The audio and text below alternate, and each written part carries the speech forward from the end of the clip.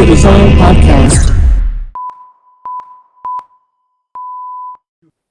Hi, this is the Future Design Podcast, and I have my friend Dr. Derrick Tin, who's been my friend for about 13 years now. We met in London, and now he's based in Perth at the moment.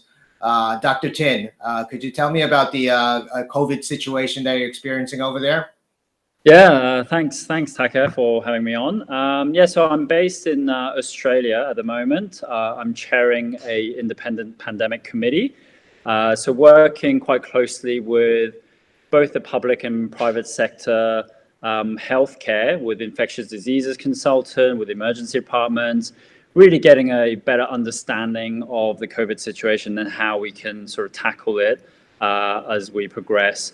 Australia's been fairly lucky that we haven't been hit as badly as, say, Wuhan or Italy, and it's hard to know exactly why. We've closed our borders very early on, so the government certainly has been very helpful. But potentially, we had the bushfires back in November, December during the summer peak season, and that may have reduced a lot of tourism that would have come from China or the US, etc. And that may have contributed to the sort of relatively low number of cases so far. And what is your experience right now that you're dealing with this pandemic committee down where you are at the moment? What is the conversation that you're having? Could you tell me a little bit about that? Yeah, look, we're certainly looking very closely at the data coming out of Italy as well as the US in terms of the medicine. It's a very interesting virus. There's still a lot of unknown, and we are learning every day something new about it in terms of how do we manage it, how do we best manage it, the different types of trial treatments, what's working, what's not. When this sort of things happen, it's really hard because you got to be able to filter the noise from what you want to hear. The studies that have like a couple of patients don't really necessarily mean a lot in the grand scheme of things. It's not a study based on 9 patients, for example, is not something that you can reliably say, well, it worked for 9 people, therefore it's going to work for 9,000. It's not. So a lot of it's just really filtering. But looking at the case studies of what's going on, looking at how different countries are dealing with it, and how we are adapting and dealing with it ourselves. So that side of things have been very interesting. Yeah, and then during this time, there's been a lot of news around what kind of medicines work or what kind of methodologies work. I mean, I'm sure there's a lot of fake stuff and real stuff coming out in the media, all mixed up a bunch. I mean, what kind of fake stuff have you actually been hearing that is really misleading the public about understanding this sickness?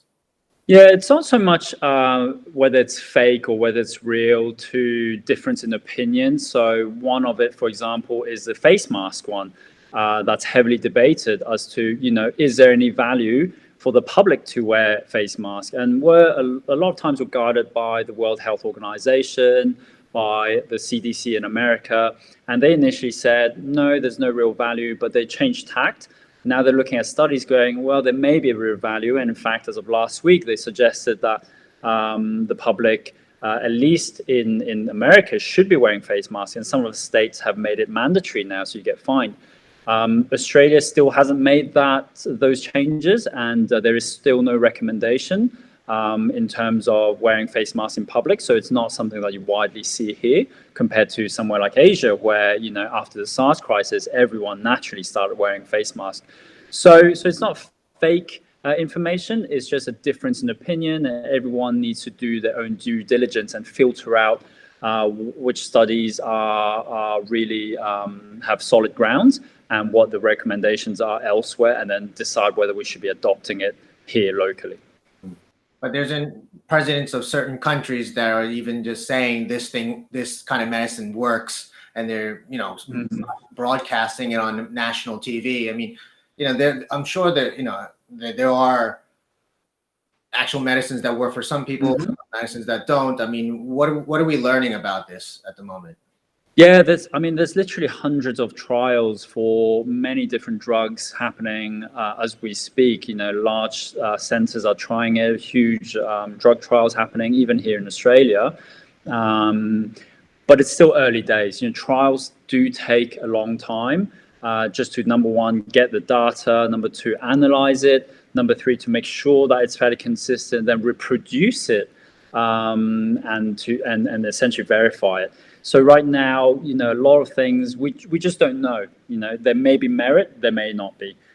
We just don't know, and that's what we do have the luxury in Australia, in that we're not getting slammed like the States. So we have the time to actually look at these data and see what is going on, and then at some point we got to make our own decisions as to whether it's worth trying this or not. And there've been talks about getting a vaccine for this ever since this thing happened. And some people say it takes 12 months, 18 months. I know you're not from the pharmaceutical industry, but what do you know about vaccines, and how quickly do you think that we can be delivered of such vaccine? Yeah, look, I think the vaccine is going to be interesting. I recently had a chat to a professor of infectious diseases, and he said, look, a lot of vaccines show very promising results in the lab and in animal studies, but the majority of them don't translate to humans. And that's the issue. So we are seeing a lot of promise in the labs and whatnot, but it's whether it can be translated at scale for human public use is a different question. Look, the measles vaccine, I think, was the one that came out to market in a record time, and that took about 4 years. So that just gives you a bit of an idea of how long it does take vaccines to get approved. You don't want a vaccine that's half ready. It will just never get approved. It has to be safe for everyone to use, or at least for the vast majority of the population to use. Coronavirus, the subtype, has been around for a good decade. So scientists have been studying it for a while, but the COVID-19 specific subtype is obviously very new. So we do have a lot of research already done in that similar domain, but we just need to adapt it into specifically to COVID-19. How long that's going to take, honestly, I don't know, and I don't think anyone really knows. There is promise, but no promises can be made. Yeah. Okay. So then, as we wait on this vaccine to come out, what can we do to go about our daily lives now? I mean, obviously, there's going to be a point where the lockdown is going to, be released, and we will be out in the streets I'm sure every country will take a different measure onto how to get people out of their houses. What do you think is the safest way to get people back on track? Yeah, look, I mean, that's your billion-dollar question, or even that's your trillion-dollar question. No one knows. And in fact, I asked myself the same thing. I was like, in Australia, the government's very good at supporting the social isolation, the lockdown, the border closures. So it certainly helped us doctors. But at some point, you got to think, what's the end game? Like, how are we going to get out of this? We can't indefinitely be in quarantine. We can't indefinitely be cancelling elective surgeries and just be on standby the whole time. At some point, we just got to reopen, and I don't know. I just don't know where the balance lies, because I look at it from a medical perspective. So it's great that we're in lockdown and no one's dying from it. But I also understand that the government needs to make sure that society functions, and it's going to be difficult if people are just not going to be in lockdown forever. We just can't. And do you think having a COVID test kit in our own households, checking, maybe on a weekly basis or bi-weekly basis, is going to help contain this thing? Yeah, look, the test kits are quite controversial. So there are different types of test kits, and say in Western Australia and South Australia, in fact, the government's recently banned the use of them, partly because the interpretation of these so-called antibody tests can be quite difficult, can be misleading if if it's inappropriately done. And right now, even though the therapeutic guidelines have approved a number of these tests, they're not very accurate either. So we have to use it with care, but there's certainly suggestion further down the line of having a so-called immunity passport, so that if you're immune, you can be let out to society. But don't forget, COVID-19 has been only around for a couple months. We still don't know a lot about it. We don't know whether you do develop immunity. How long is the immunity going to last? And is it going to wear off after a couple months, or is it going to be permanent? We just don't know. And as I'm sure you've seen in the news, there's so-called like reinfections. Are they genuine reinfections, or are we just detecting, remnants of the virus? We don't know. So at this stage, it is tricky. I don't think the use of immune testing at this point in time can be that reliable. So pretty in the dark for quite a long time, I guess. Yeah, look, it is difficult. I wish I could, give you guys a better answer, a more definitive answer to the outcomes and what we can do. But the reality is, right now, that really the only thing you can do is to stay in isolation and wait and see what's going to happen. It's otherwise it's just too unpredictable. But you're a guy who gave a talk did a TEDx talk at the University of Melbourne on disaster resilience. What can you say from your kind of topic? And that's primarily, not just wildfires or natural disasters. I mean, this includes pandemics such as these. I mean, what can you say from an authority from that kind of angle? Yeah, look, I did my talk back in September 2019, and in fact, I posed that question. I said, science has been warning the world that a pandemic similar to SARS will invariably resurface. And I asked, how are we going to cope? How is our medical system going to cope? And I think, Italy's answered that. US is answering that. They can't. Australia, we've had the luxury of time, of preparation, but we still don't know. Even though we feel like we're quite prepared, we don't know whether we'll be able to deal with that sort of scale if it hits. These issues have been around for a long time. Science has been saying this is going to happen. We need to be better prepared.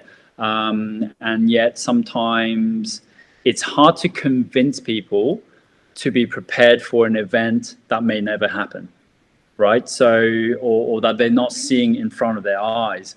It is hard, and people generally are fairly fickle. I said that in November, in December, during the bushfires, and I was chatting to some of my colleagues, and I said, it'll be interesting to see whether in a couple months' time, how much we'll be talking about the bushfires, because as of that time, everyone every day was nonstop talking about it. But once it disappears, we forget about it. We forget about the people that are left with their houses burnt and left to pick up the pieces, because something else will come along. And of course, COVID came along, and that obviously overshadows it. But even without COVID, it'll be interesting to see whether we would still be talking about the bushfires or not. And that's historic. Historically, our attention span it peaks when the media peaks with any sort of disasters, but it quickly weans off as well when it's out of the media spotlight. Yeah, I mean, a lot of people are saying this is going to change our lives. We're not going to do handshakes anymore. We're going to be cleaning our hands constantly. Yeah, that's a massive like habitual change for most people. And once this thing kind of blows by, it's kind of hard to think, are they really going to make that change, or are they going to go back into their own ways again? But from a medical perspective, I mean, there should be something that you guys want to advocate that should change for the good, right? And what do you think those are? Yeah, I mean, I do believe that behavioral changes can be done. Certainly, if you look back at 2004 after SARS, a lot of the Asian countries became a lot more hygienic. The hygiene standard generally was a lot higher. People started wearing face masks, hand hygiene. But these are things that we've been advocating for years. It's nothing new. Doctors been saying it. Doctors or the medics been saying you got to wash your hands. You got to, may not wear a mask, but if you're sick, stay at home, cough in your elbow, and don't just cough. So we've been saying these for years, and nothing really has changed in terms of the message we're trying to deliver. But the hope is now people are more awake to the reality of this can actually happen right at our doorstep, and I better start changing if I want to contribute to the health and well-being of the society. And talking about changes, I mean, aside from habitual changes, I mean, there has to be a lot of things that is going to change on a medical level after we're still in this COVID situation. It's so very hard to think about what's post-COVID. But what do you think could happen, after this? Yeah, in fact, it's interesting because Sydney back a couple of years ago was part of the Resilient City program. It's a global program to look at how we can build more resilient cities. And one of the things we talked about is access to healthcare, access to telehealth, because, as the population expands and, Australia especially is a huge country, you can't have a doctor every 20 kilometers. So we're going to expand that. And that was always something that we wanted to push for. But until COVID hit, it was fairly stagnant. There was still a bit of resistance in terms of the government support. But once COVID hit, suddenly it became the next thing. And all these telehealth services started popping up. Everyone started using it. The legislation is being fast-tracked through. And so from a medical perspective, that is certainly going to change. How are we going to deliver health services in a safe and more efficient way? And that's sort of in the primary care setting. Certainly in the emergency department, now we're thinking, well, we're doing things differently. When you come in, you're sick, we're assuming you might have COVID. The PPE issue is a huge issue worldwide. So we're really rethinking what is adequate PPE, and how are we going to do things better? How are we going to do things to protect ourselves better? You look at the COVID outbreak to date, and you look at the number of medics getting sick from it, and that quickly tells you one thing: something is wrong. The doctors, nurses, frontline paramedics are getting sick and dying, and we're doing this wrong. So we have to really rethink about that, and that may mean revising policies and procedures, and training our frontline staff better, and getting, government support and organizational support to fight this. And has governments have been talking about increasing supplies for protective gear across the country now? And do you think that would continue over this? Because hopefully this is a one-time thing, and hospitals are not going to stack up ventilators and all this massive protective gear. I mean, there's going to be a time where you say, well, we don't need all this stuff at the moment, but it's just like, at what level do you kind of stop it at, right? And I think that's difficult, and it goes back to convincing people to be prepared for something that may or may not happen. How do you convince the health system to stock up on supplies that we may never need? So I think this is a question that will need to be answered later on. But right now, the situation is actually getting enough PPE just to man everyone, and so that we feel safe going about our daily business. The state's been hit hard. The PPE shortage is well documented, both in Europe and the US and around the world, in fact. Australia, as I said, once again, relatively lucky. The first couple of weeks, we've been so busy scrambling just to get PPE together. And now that we sort of do have a steady supply, we can take a bit of a break from that, but it's constantly at the back of our minds. If we get hit and we start burning through PPE, where are we going to get supplies from? So these are questions that need to be thought of in the future, and thought about. Right. And aside from like these consultations with doctors, do you see any other areas of technology that can also help the medical industry prepare well for this kind of situation? Yeah, I mean, I think certainly telehealth is the big one, and it's one that I personally find quite useful. I can chat to the patient. It's the next best thing to short of being there physically, and you can do a lot with telehealth, and you can tell a lot. Monitoring.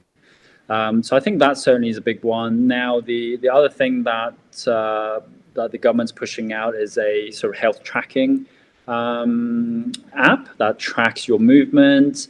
And if you're in contact with someone with COVID, it can sort of flag you down and geopositions you.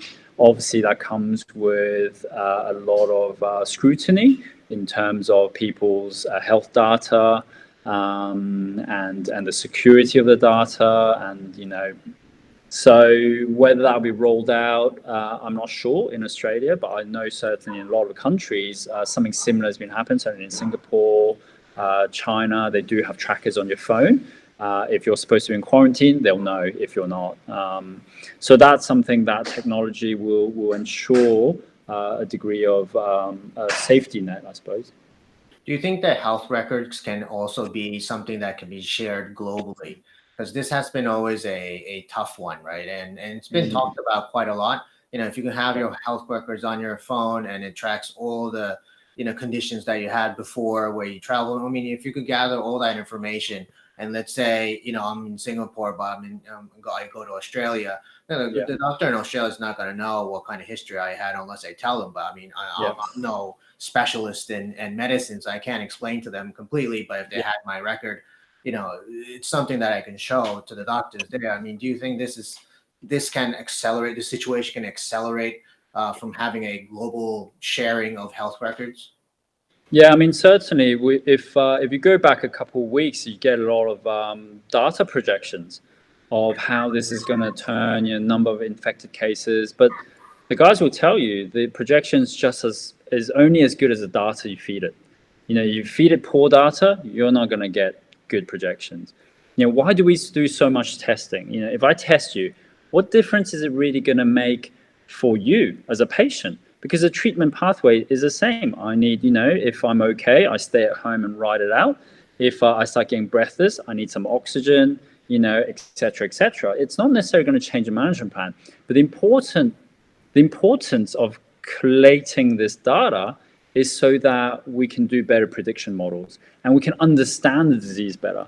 So you're right. If we have every data point of every single person that's been infected, all their movements, on how they got infected, that would be great in terms of understanding the disease.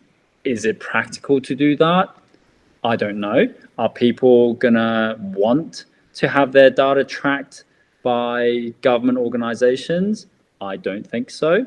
So logistically, it's difficult, but in theory, yes, if I can have the data, great, because it tells me so much more and it will allow me to tackle this disease much better and future pandemics much better. But, hard to do. Right. And is there anything that, lastly, you want to say to anybody who's in this kind of, COVID pandemic situation? Yeah. How should they go about until this whole lockdown thing is over? Yeah, look, I mean, I think, the bottom line is, as I said earlier, really the only thing you can do is to stay safe and be sensible and follow your government's advice. Everyone needs to be patient. Everyone's affected. We know that. We see a lot of support for healthcare workers, but I keep saying, in fact, healthcare workers are in an okay position. We're not out of a job. We're relatively protected. This is what we're trained to do. It's the sort of mum and dad businesses that really suffer. They, how are they going to put food on the table? How are they going to survive? Other countries that are not as fortunate as you and I feel for them. So I think the take-home message is you just got to be patient, and because everyone is suffering. And we're doing our best to try and come up with a solution and to prevent people from dying. And this, at this point in time, is the best we can do. So, yeah. Cool. And aside from being a doctor, Derrick, you're also an entrepreneur. Can you tell us a little bit about your business?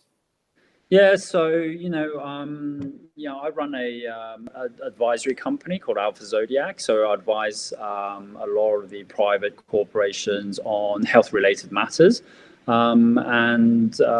people often go, "Oh, people don't understand that the healthcare system, whether it's in Singapore and Australia, is a public-private partnership, and we rely on each other to support each other in times like these." So I work quite closely with public sector people, and in fact, sometimes I do some work in the public emergency department as well. So it's certainly been very interesting, and I'm just happy to be able to contribute something to the general sort of society at large. Awesome. All right. Well, thank you very much for your time. We value it so much, and stay safe and healthy. Yeah. All right. Thanks, Taka. Thanks for having me on your show. Future Design Podcast.